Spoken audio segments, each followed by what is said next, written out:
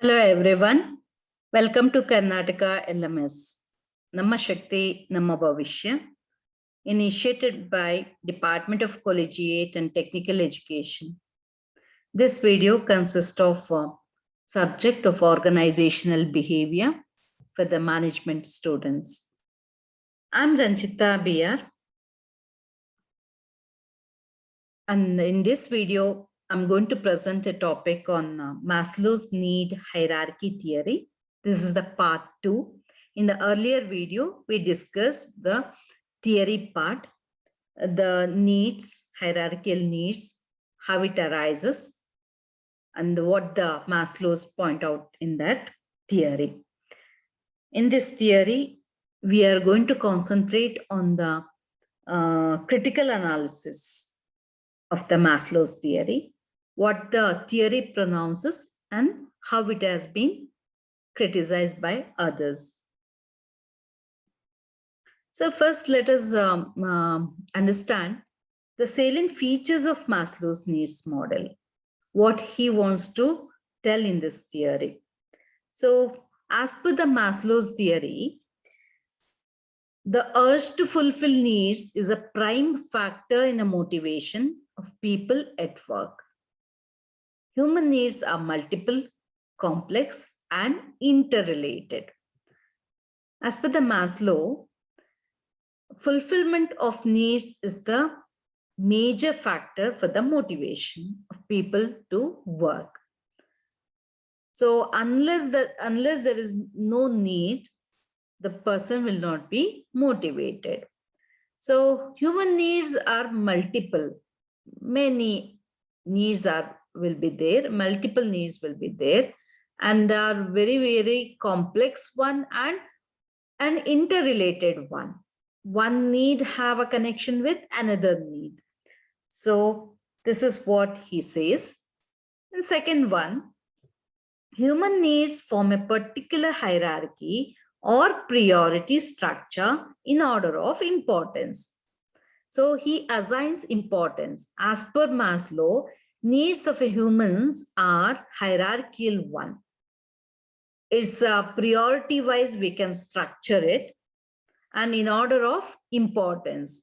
So order of importance is very much concentrated and given importance.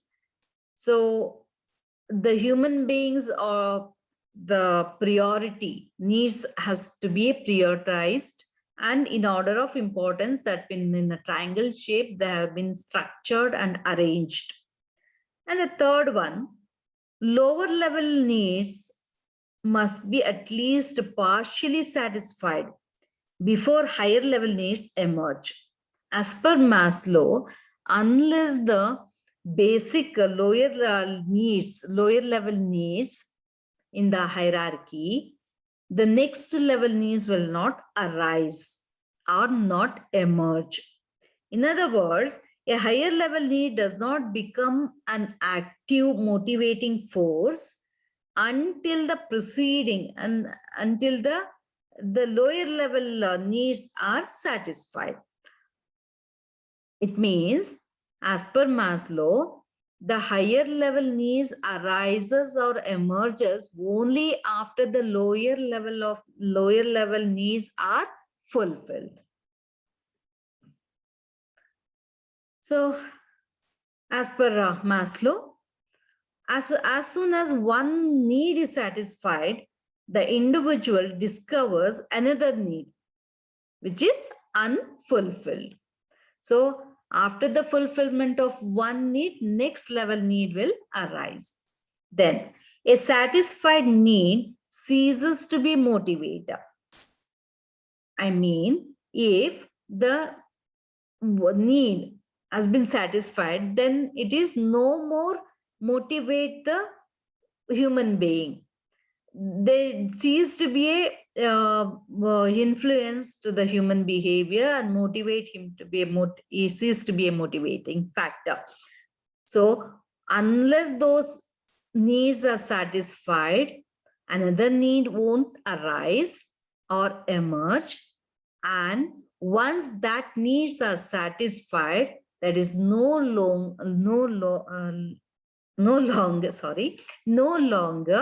it will initiate him and it will motivate him further.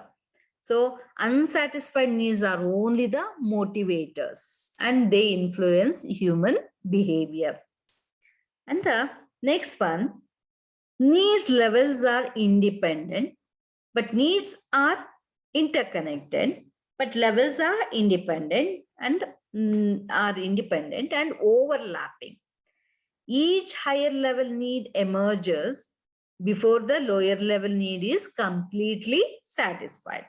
Yes, once the lower level needs completely satisfied, then only higher level needs are emerged. All people, to a greater or a lesser extent, have the identified needs. As per Maslow, every human being, greater or a lesser extent, have the identified needs. So these are the salient features of Maslow's theory. But despite the appreciation, this theory, let us see this theory, how it has been appreciated, why it has been appreciated. So number one, this Maslow's theory has been appreciated for the following reasons. Number one, it helps the manager to understand how to motivate the employees. So it is the basic thing which will enable the manager to understand the human being needs, and it will help him to motivate his employees. Then this is very simple theory actually, and a common and easily understandable by everyone. And it accounts both interpersonal and intrapersonal variations in human behavior. It gives importance to the interpersonal as well as intrapersonal variation in a human behavior. And this theory is dynamic because it presents motivation as a changing force. Change from one level needs to another level, dynamic one. So with this reason, this Abraham Maslow's need hierarchical theory has been appreciated. In spite of appreciation, this theory has been criticized for many on the following grounds. Why this has been criticized? Number one, human needs cannot be classified into clear and only specifies categories. Researchers found that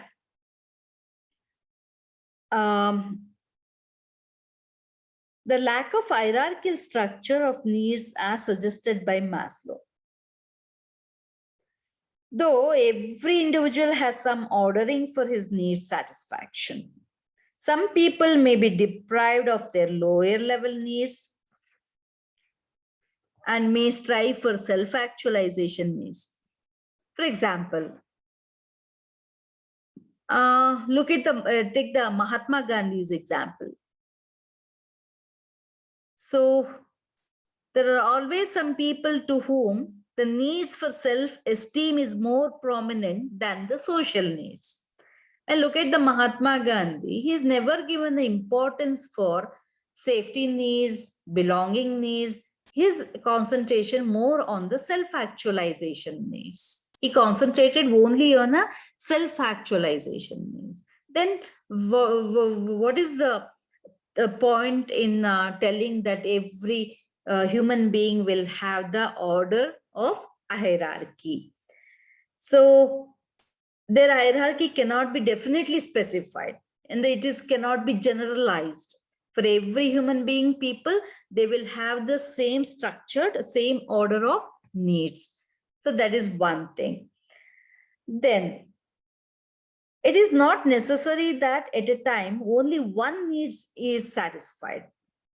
In other words, needs of more than one levels may be fulfilled jointly. For example, physical and esteem needs.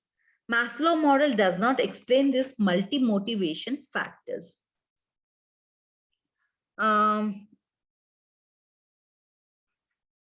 So it is not that Maslow does not explain anything about the multi-motivation factor. He tells after one need are satisfied, then only next level needs will emerge or come into the picture. But it is not so. So it is not explained in the Maslow's theory. So the next one, some of the assumptions of Maslow's theory are not always found in practice. Yes, it is not always found in practice. And it has been found by some scholars like Lawler and Soutel that physical and safety needs may be probably satisfied, but high-level needs do not appear to be rather satisfiable. Yes, needs and satisfaction is a psychological feeling. Sometimes even the person may not be aware about his own needs. How can the managers come to know about these needs? And this operationalism of this theory is concepts which makes it difficult for the researchers to test this theory. For instance, how does one measure self-actualization? So high-level needs may not be rather satisfiable. So despite its drawbacks, Maslow's theory offers managers a good handle on understanding the motives or needs of individuals and how to motivate organizational members. So with this, I stop this video here itself. This is part 2.1 on the Maslow's theory.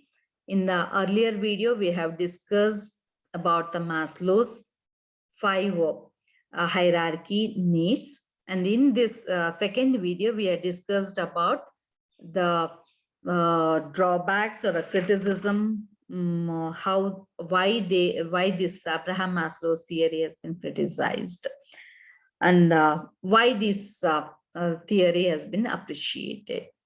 With this, I end this session. Thank you. Thank you for watching this video.